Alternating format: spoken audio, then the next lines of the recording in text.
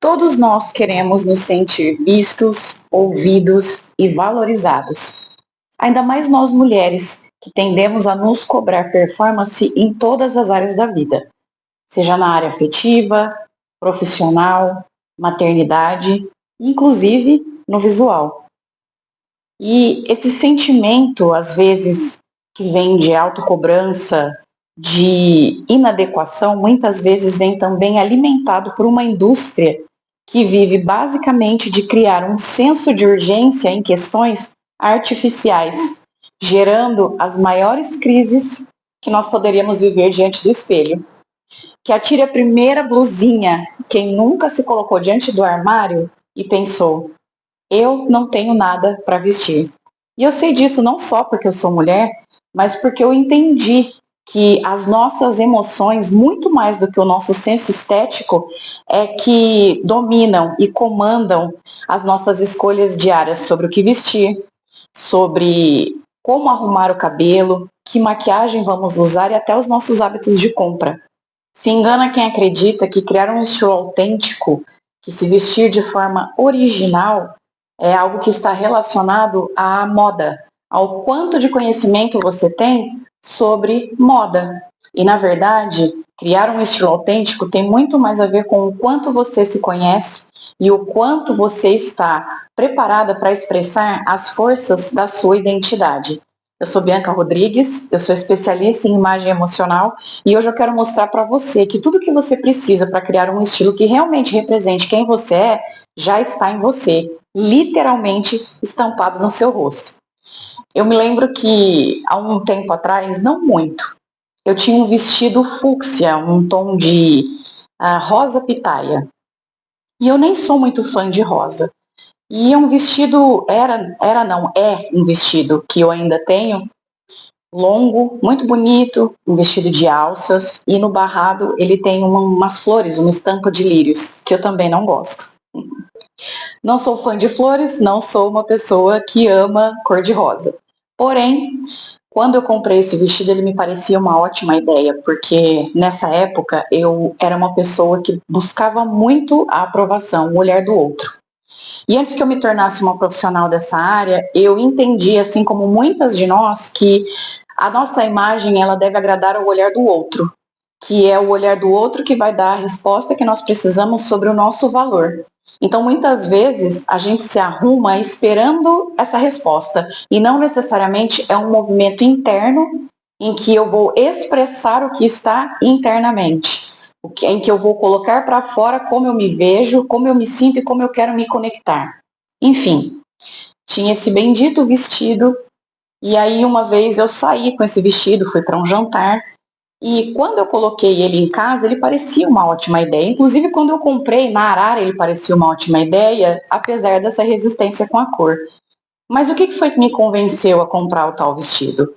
Em primeiro lugar, existia uma pressão externa e até um incentivo do tipo, vai ficar ótimo em você. Tá todo mundo usando, acabou de chegar. E aí eu fui envolvida por isso, por um falso senso de pertencimento.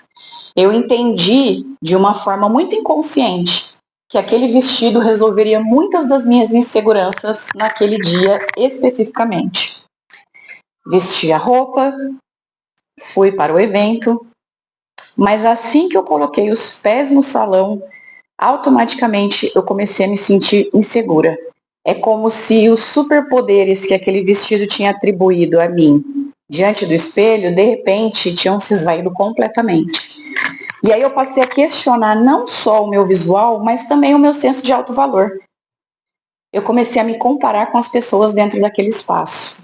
De repente, tudo aquilo que eu tinha idealizado a partir de uma peça de roupa estava indo por água abaixo. E a minha presença passou a ser cada vez mais apagada, murcha.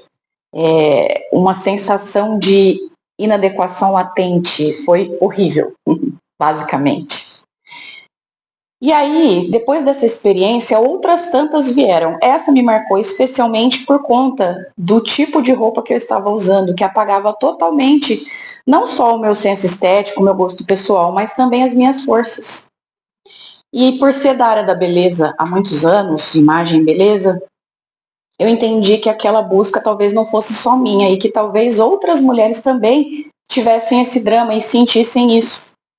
Então eu decidi começar a estudar um pouco mais sobre comportamento humano, descobrir os temperamentos, a partir daí também descobri a linguagem das formas, a psicologia das cores e fui mergulhando cada vez mais em uma linguagem que hoje eu chamo de imagem emocional. E emocional por quê? Justamente porque as nossas escolhas, embora a gente faça de uma forma que pareça racional, na verdade já foi identificado, já foi escolhido, já foi feito internamente no nosso sistema límbico, no nosso cérebro emocional. E aí só depois a gente tenta trazer uma justificativa para dizer que aquela foi uma escolha realmente intencional, quando na verdade nem sempre é. E a partir daí eu comecei a entender que cada mulher, cada pessoa tem um padrão de escolha, de compra, de comportamento, necessidades específicas e não só isso. Existe também uma forma única de existir no mundo. E essa forma única de existir no mundo pode ser decodificada através do rosto. E é engraçado, quando a gente pensa moda, quando a gente pensa estilo, quando a gente usa a palavra look, o termo look, a gente quase sempre pensa na roupa, mas a gente quase nunca se coloca como protagonista daquilo que a gente está expressando, vestindo.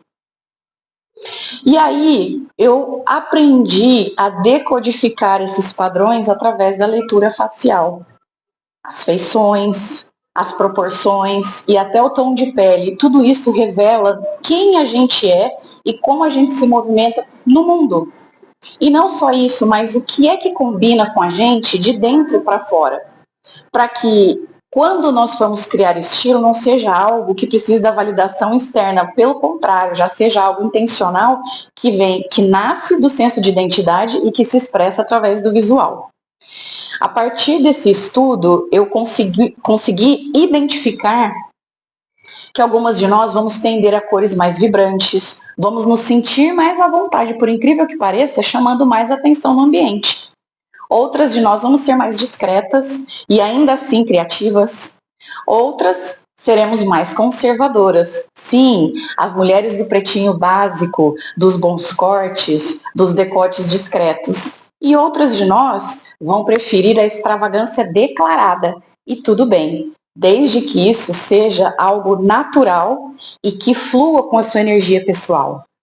Porque a sua imagem, ela é a voz da sua identidade. E identidade é poder.